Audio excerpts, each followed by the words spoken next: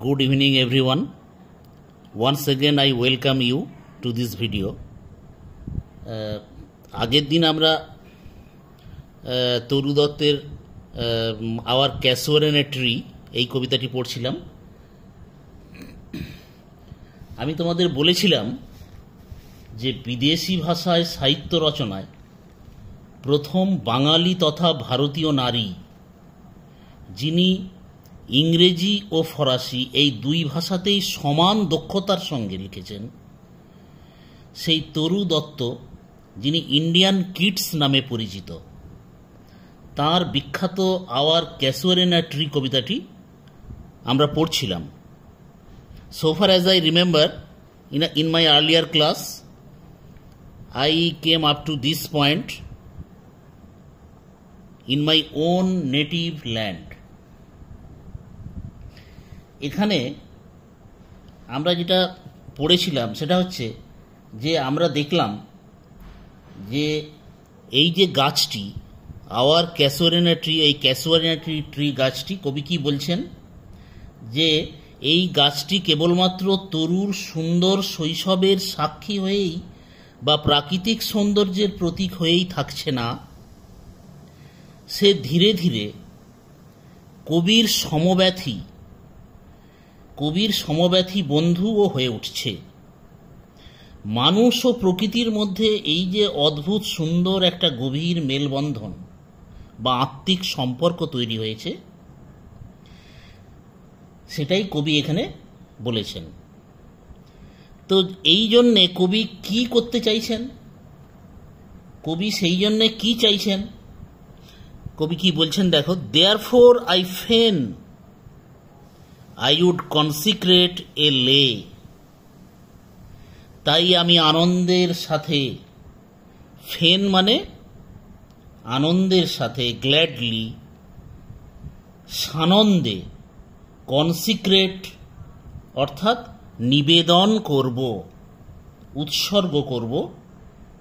কি উৎসর্গ করব, কি নিবেদন করব? আ লে। লে মিন্স একটি গান বা গীতি কবিতা। আনটু দাই অনার ট্রি, হে গাছ, তোমার সম্মানে, তোমাকে সম্মান জানানোর জন্যে আমি আনন্দের সাথে তোমার উদ্দেশ্যে একটি লিরিক বা গীতি কবিতা আমি নিবেদন করব। কবি এই কথাটি এখানে বলতে চাইছেন।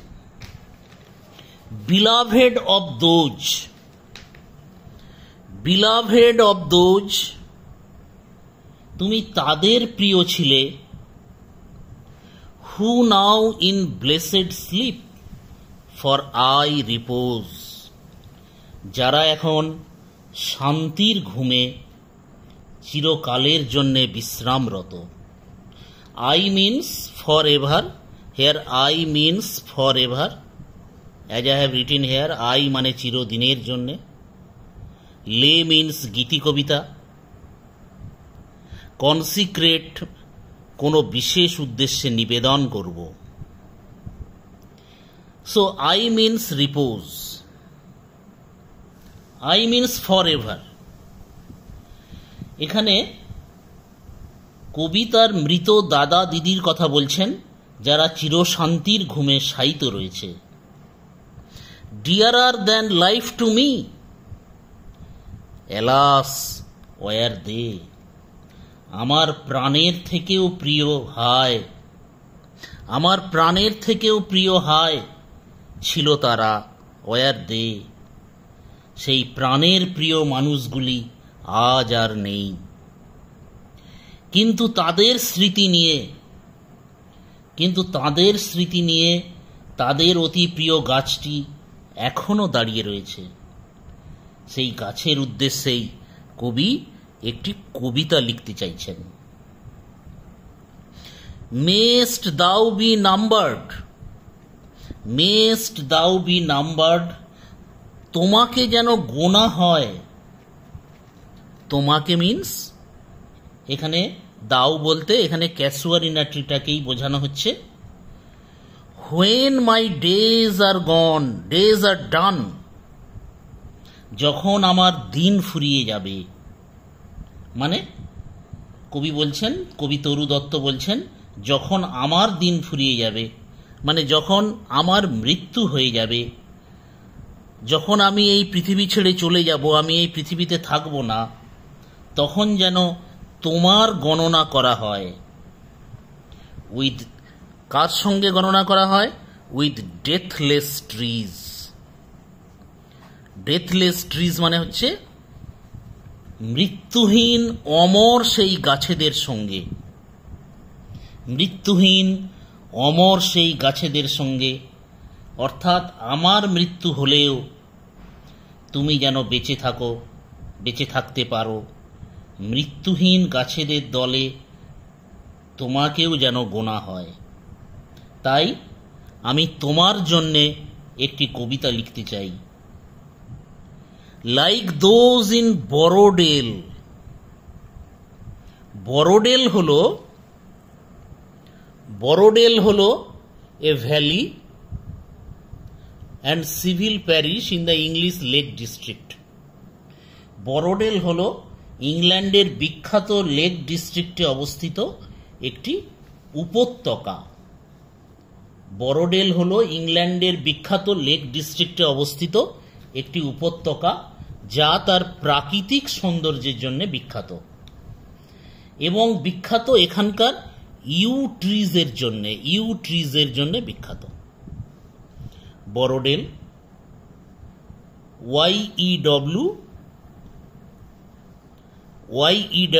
ইউ ট্রিজ, এই ইউ ট্রিজের জন্য বড়োডেল বিখ্যাত। কবি উইলিয়াম ওয়ার্ডসওয়ার্থ ইউ ট্রিজ নামক কবিতাতে, এই কবিতাটি তিনি লিখেছিলেন, তিনি প্রাচীন সুন্দর গাছগুলির বর্ণনা করেছেন। তার ফলে এগুলির কথা মানুষের মধ্যে ছড়িয়ে পড়েছে।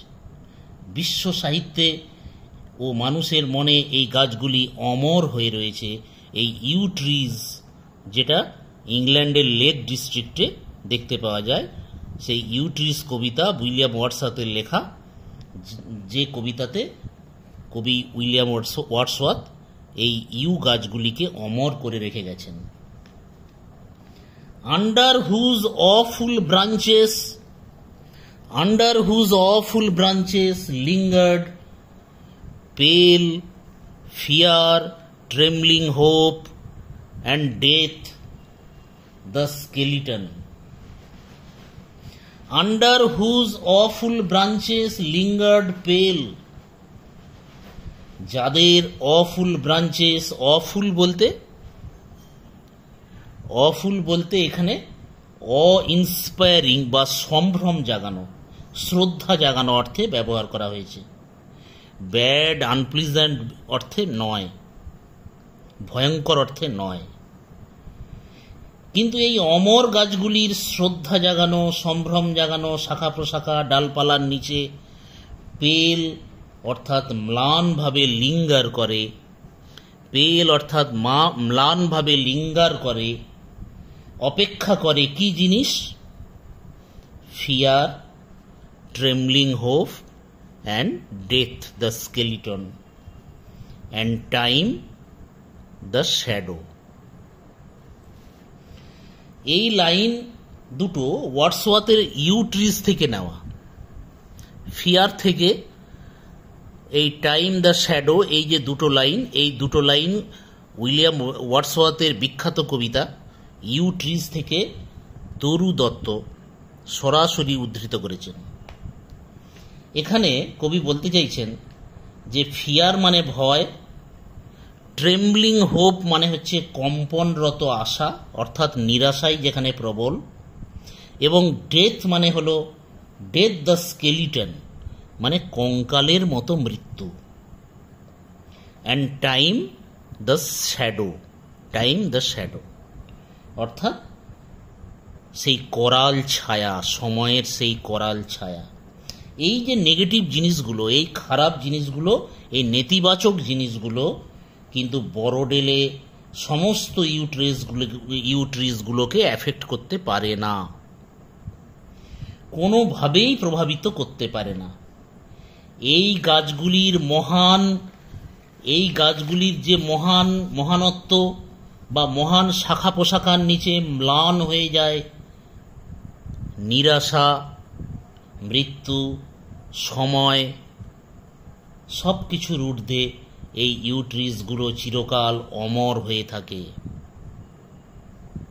তাই উইলিয়াম ওয়ার্ডসওয়ার্থ তার কবিতার মাধ্যমে তাদেরকে এই বিশেষ স্থানটি দিয়েছেন। ঠিক ওয়ার্ডসওয়ার্থের মতো তরু দত্ত তার কবিতার মাধ্যমে তার প্রিয় গাছটিকে অর্থাৎ এই ক্যাসুয়ারিনা গাছটিকে বাঁচিয়ে রাখতে চাইছেন। তার প্রিয় গাছটিকে তিনি বাঁচিয়ে রাখতে চাইছেন চিরকাল, তবে একই সাথে অত্যন্ত হিউমিলিটি বা বিনয়ের সঙ্গে তিনি কি বলছেন? And though the weak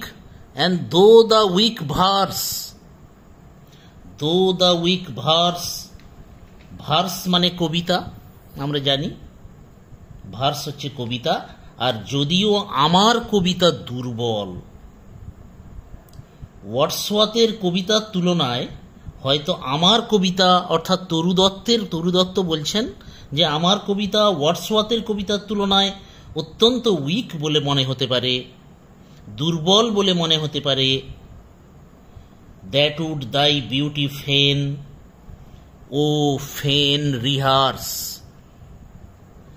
যা তোমার সৌন্দর্যকে, এখানে দাই কথার অর্থ হচ্ছে তুমি বলতে এখানে এই ক্যাসুয়ারিনা ট্রিটাকে বোঝানো হয়েছে, তোমার সৌন্দর্যকে ফেন অর্থাৎ আনন্দের সাথে রিহার্স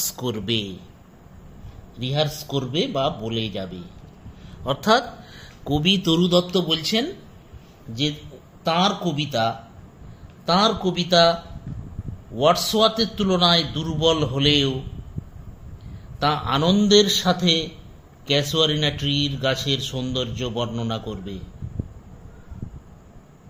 অত্যন্ত হিউমিলিটির সঙ্গে তিনি এই কথাটি বা বিনয়ের সঙ্গে তিনি এই কথাটি বললেন। May love defend thee from oblivion scars. May love defend thee from oblivion scars.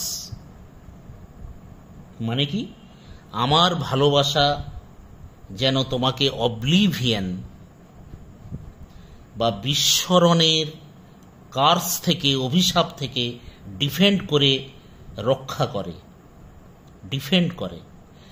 সময়ের স্রোতে সবকিছু হারিয়ে যায়, কিন্তু হে গাছ, তোমায় যেন এই বিস্মৃতির অভিশাপ কখনো স্পর্শ না করে।